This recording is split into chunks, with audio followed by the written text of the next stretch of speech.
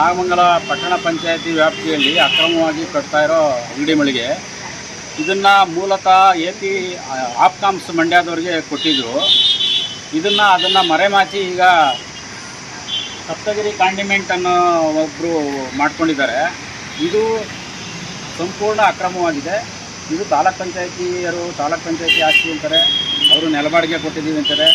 ನೆಲಬಾಡಿಗೆ ಕೊಟ್ಟಿರೋವಂಥ ಜಾಗದಲ್ಲಿ ಈ ಥರ ಎಲ್ಲ ಮಾಡೋಕ್ಕೆ ಅವಕಾಶ ಆಯಿತಾ? ಮತ್ತು ನೋಡಿ, ಇಲ್ಲಿ ಮರ ಐತೆ, ಮರ ಸಾವಿರಾರು ಜನಕ್ಕೆ ನೆರಳು ಕೊಡ್ತದೆ. ಆ ಮರಕ್ಕೆ ಸೇರಿಸಿ ಸೀಟ್ ಹಾಕವ್ರೆ. ಮತ್ತು ಅಕ್ರಮವಾಗಿ 30 ಅಡಿ, ಹೆಚ್ಚು ಕಮ್ಮಿ ಇವರು 30 ಅಡಿನ ಅಕ್ರಮವಾಗಿ ಜಾಗನ ಯೂಸ್ ಮಾಡವ್ರೆ. ತಕ್ಷಣ ಇದನ್ನು ತೆರವುಗೊಳಿಸ್ಬೇಕು.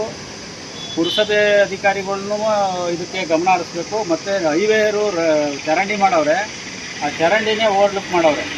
ರಾತ್ರೋರಾತ್ರಿ ಇದಕ್ಕೆ ಟೈಲ್ಸ್ ಹಾಕೋದು ಇದೆಲ್ಲ ಕೆಲಸ ಮಾಡವ್ರೆ. ದಯವಿಟ್ಟು ಇಲ್ಲಿ ಶೌಚಾಲಯ ಇದೆ, ಪಕ್ಕದಲ್ಲಿ ಬಸ್ ಸ್ಟ್ಯಾಂಡ್ ಐತೆ, ಇದು ಗಣೇಶನ ದೇವಸ್ಥಾನ ಐತೆ. ಈ ಸೌಂದರ್ಯಕ್ಕೆ, ನಮ್ಮ ಸರ್ಕಲ್ ಸೌಂದರ್ಯಕ್ಕೆ ಅಡ್ಡಿಯಾಗದೆ. ಜೊತೆಗೆ ಇಲ್ಲಿ ಸಿಕ್ಕಾಬಟ್ಟೆ ನೋಡಿ, ಅಲ್ಲಿಂದ ಕಾಣಲ್ಲ, ಇಲ್ಲಿಂದ ಆ ಸರ್ಕಲಿಂದ ಬಸ್ ಸ್ಟ್ಯಾಂಡ್ ಕಾಣಲ್ಲ, ಎಲ್ಲ ಮುಚ್ಚಿಬಿಟ್ಟವ್ರೆ. ದಯವಿಟ್ಟು ಪುರಸಭಾ ಅಧಿಕಾರಿಗಳು, ತಾಲೂಕ್ ಪಂಚಾಯತಿ ಅಧಿಕಾರಿಗಳು ಮತ್ತು ಸಂಬಂಧಪಟ್ಟದ ಪೊಲೀಸ್ ಇಲಾಖೆ ಇದು ಗಮನ ಹರಿಸ್ಬೇಕು.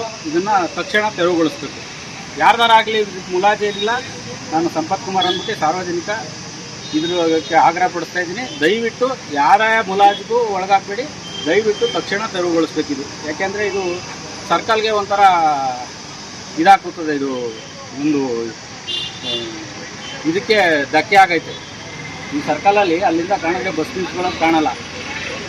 ಇವರು ಅಕ್ರಮವಾಗಿ ಸುಮಾರು ಒಂದು 20 ಅಡಿ ಸೀಟ್ ಹಾಕೋರು. ಇದನ್ನು ದಯವಿಟ್ಟು ಪುರಸಭಾಧಿಕಾರಿಗಳು, ಪಟ್ಟಣ ಪಂಚಾಯತಿಯರು ತಕ್ಷಣ ಇದನ್ನು ತೆರವುಗೊಳಿಸ್ಬೇಕು.